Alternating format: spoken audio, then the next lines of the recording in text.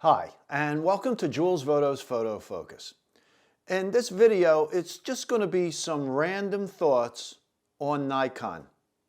Or is it Nikon? I've received some comments on some of my videos, and some people are saying I'm pronouncing Nikon wrong, that it should be Nikon.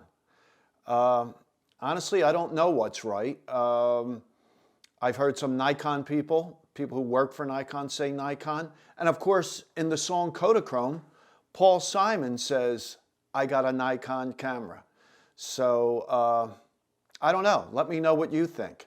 Now also the lenses, Nikon's lenses, I always refer to as Nikkor lenses.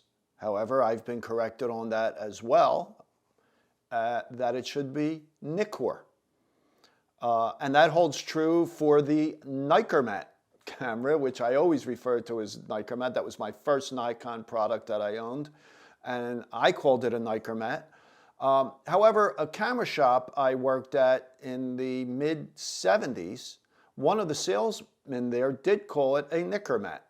So is it Nikkormat or Nikkormat, or Nikkor or Nikkor? What are your thoughts on that? I know it's a minor point, but I'm making these videos, and I do want to pronounce these names correctly. Okay, so now just some thoughts on the Nikon Z9. There was a recent firmware update, firmware 2.0, which added some useful features to the camera. I don't own a Z9. In fact, I've never handled a Z9, but everything I read, every video I watch, people are raving about it. It seems to be a great camera, and this firmware update made it even better. And also the price. I mean, this camera is a 45 megapixel. It sells for $5,500 if you can get one, and it has the integrated grip. The Canon A1, which also is a superb camera, sells for $6,500, and then the grip is an extra $400. So if you add the grip, you're looking at $1,400 more for the Sony.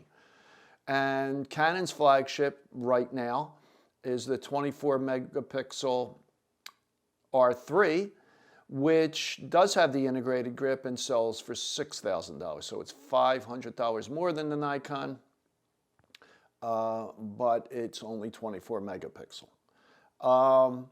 What else? Every Nikon professional camera since the D3 of 2008 had a 5:4 ratio image area available, okay, in addition to the 3:2 image area. And that 5:4 is something that I really like because it scales right up to 8:10. And I do a lot of headshots, portraits, requiring 8:10 prints, sometimes high school seniors. And I love the fact that right in the viewfinder, I can see that 8:10 proportion. Now also the D800, 810, 850, and even the Z7 and Z7 II have that capability of that 5:4 image area. The Z9 does not, and I'm at a loss to know why Nikon would not have added that to the camera. Now, I am sure that it can be easily added via a firmware update, so hopefully they will do that. It does have a 1:1 image area, which of course gives you a square format, and I would love to see it have that 5:4. I mean, that's my only criticism without having actually used a Z9. That's my only criticism of the camera. Another thing about the Z system, the lenses. The lenses are superb. Now, I only own 3 of them.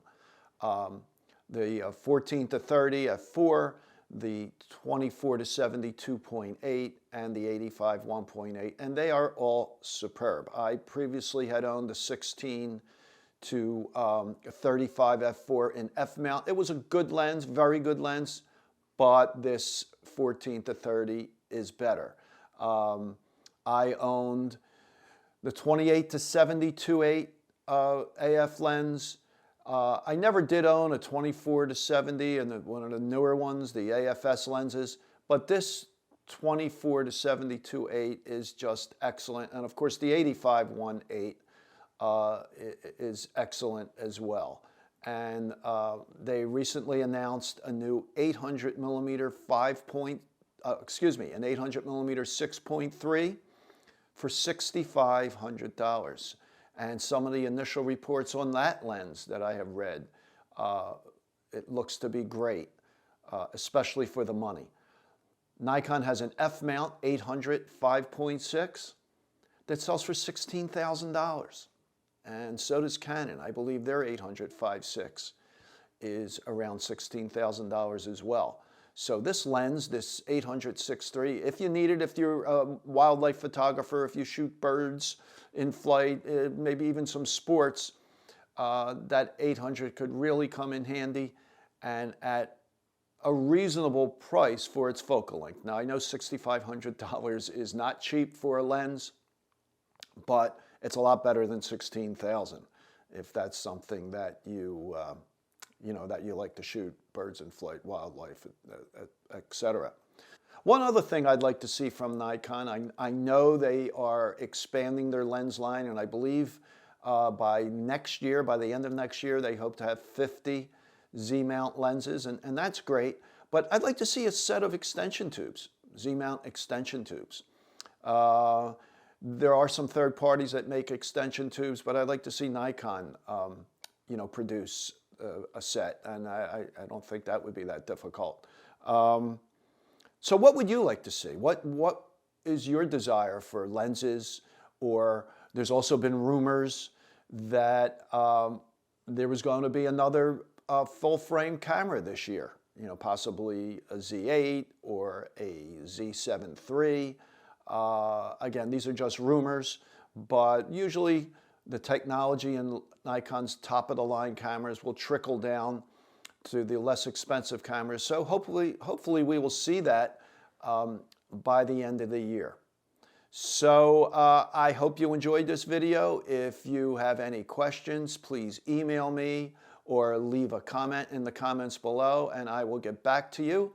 I come out with a new video every Wednesday morning at 11 a.m., so I will talk to you then.